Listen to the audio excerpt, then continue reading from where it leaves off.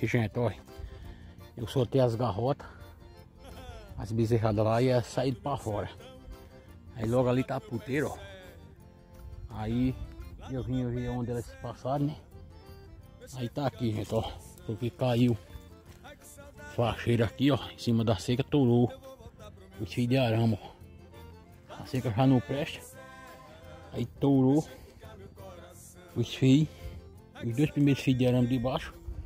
Aí eles passaram por aqui. Aí eu vou emendar o arame. Depois replantar as estacas que tá caídas aqui, ó.